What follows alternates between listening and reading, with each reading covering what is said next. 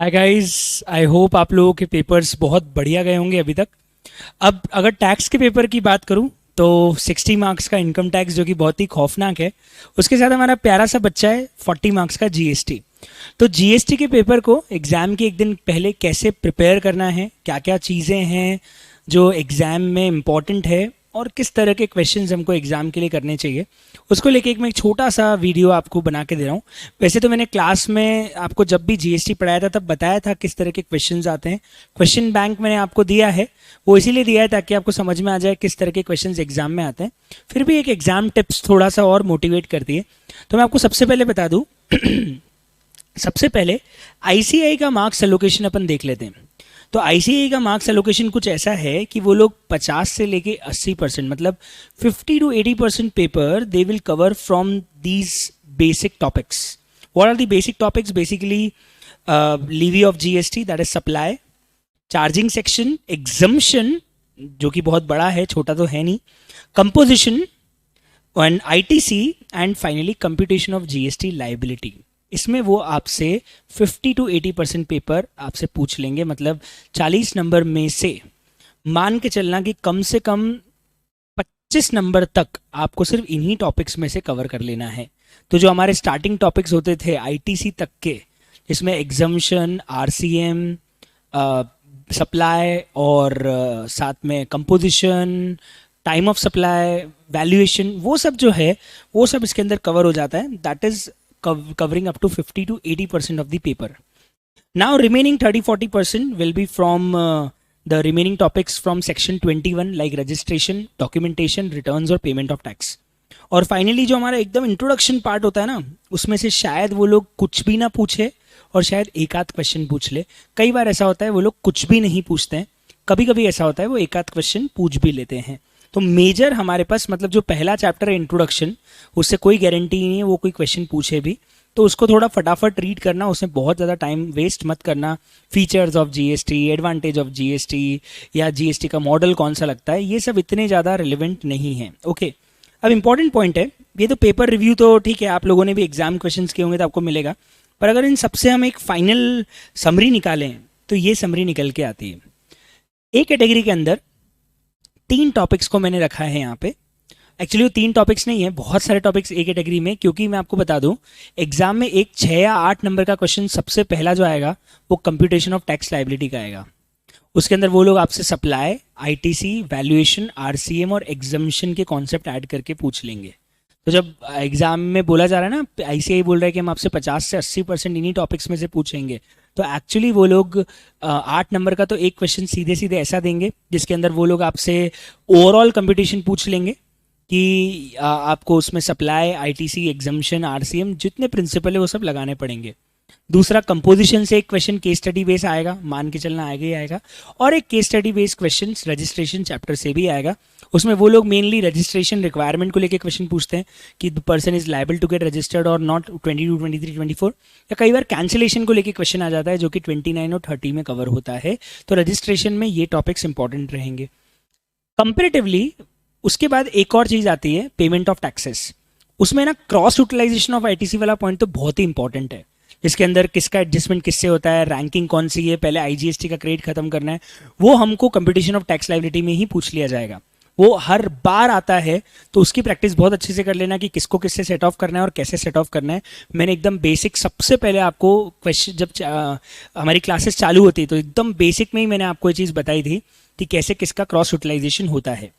सबसे कम पूछे जाने वाले टॉपिक में एक तो डॉक्यूमेंटेशन है, लेकिन उसमें फिर भी ई वे बिल का क्वेश्चन कई बार वो लोग पूछ लेते हैं। रिटर्न्स अभी तक नहीं पूछा है, लेकिन मुझे इस बार फीलिंग आ रही है कि वो क्यूआरएमपी स्कीम को लेके पूछ सकते हैं, ड्यू डेट्स को लेके, क्योंकि इसमें अमेंडमेंट है बहुत सारे, तो इसलिए हमने अमेंडेड ही पढ़ा है, लेकिन क्यूआरएमपी स्कीम को लेके शायद वो पूछ सकते हैं। और इंट्रोडक्शन सबसे इरेलीवेंट टॉपिक है, क्योंकि इसमें उन्होंने खुद ने बोला है हम 0 से 5% ही इससे पूछेंगे। मतलब वो ज़्यादा से ज़्यादा या तो एक ऑब्जेक्टिव डाल देंगे 2 नंबर का, 1 नंबर का, या फिर वो लोग कुछ भी नहीं पूछेंगे, ये भी हो सकता है, कोई बड़ी बात नहीं है। तो ये कैटेगरी ऑफ टॉपिक्स है जो आपको ध्यान रखना है। अब सर एग्जाम में मैं आपको बता दूं 70-30 प्रैक्टिकल थियरी का रेशियो रहेगा। मतलब 70% they will ask you practical plus case study based question, 30% they will ask you direct questions. मतलब जो थियरी क्वेश्चंस आएंगे वो 30% मार्क्स के हिसाब से आएंगे, 70% वो लोग आपसे practical plus case study based question पूछेंगे। तो आपका सबसे ज़्यादा फोकस सबसे पहले स्टार्टिंग के टॉपिक्स कवर करने में होना चाहिए। सेक्शन 7, 8, 9, 10, 11, 12, 13, 15, मतलब 20 के पहले के सेक्शन सारे, उससे आपका कंपटीशन ऑफ टैक्स लायबिलिटी के क्वेश्चंस आप कर सकते हो। और मैंने इस शीट के साथ जितने भी मुझे लगता है प्रैक्टिकल क्वेश्चन रेलिवेंट है, चाहे वो आईटीसी के क्रॉस एडजस्टमेंट के हो, चाहे वो कंपटीशन ऑफ टैक्स लायबिलिटी के हो, चाहे वो एग्जामिनेशन के हो, मैंने बहुत सारे क्वेश्चन इसके साथ अटैच कर दिए हैं। ये सब ICAI के ही प्रिस्क्राइब क्वेश्चंस हैं। ये मैंने बहुत सारे क्वेश्चंस RTP और पास्ट एग्जाम सबसे लेके यहाँ पे अटैच किए प्रैक्टिस करने के लिए, कि आपको अगर और प्रैक्टिस करनी है और कंपटीशन ऑफ टैक्स के और क्वेश्चंस करने, तो यहाँ से आपकी और अच्छी प्रैक्टिस हो जाएगी।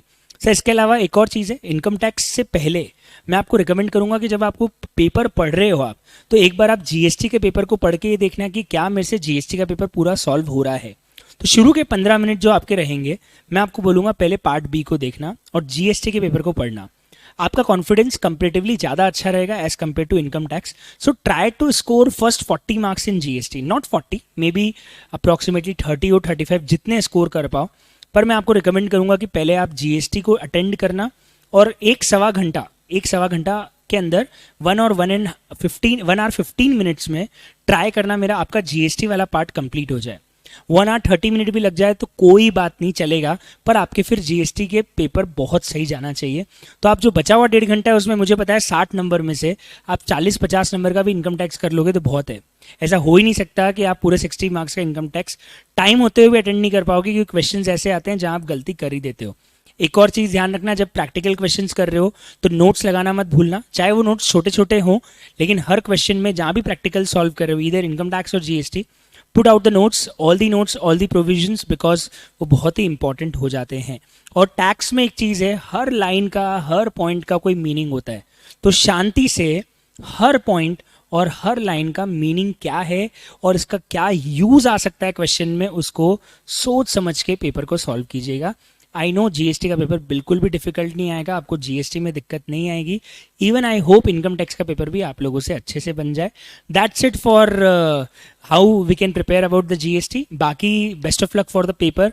आई नो आप लोगों ने अच्छे से पढ़ाई की है, बहुत मेहनत की है, तो आपका पेपर भी बहुत बेहतरीन जाने वाला है। आपके पुराने पेपर्स कैसे गए हैं उसके बारे में बिल्कुल मत सोचना।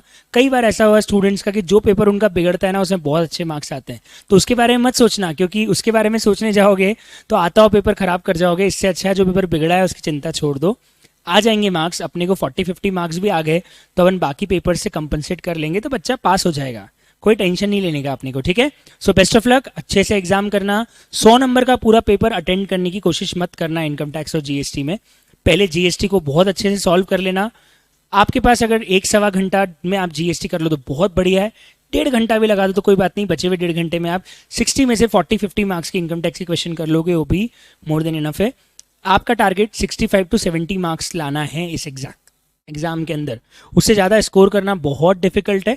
तो हम एक रियलिटी वाला टारगेट की बात कर रहे हैं, एक अचीवेबल टारगेट की बात कर रहे हैं, तो वो आप कर लोगे तो that is more than enough. Thank you so much, enjoy, good day, bye bye, thank you everyone.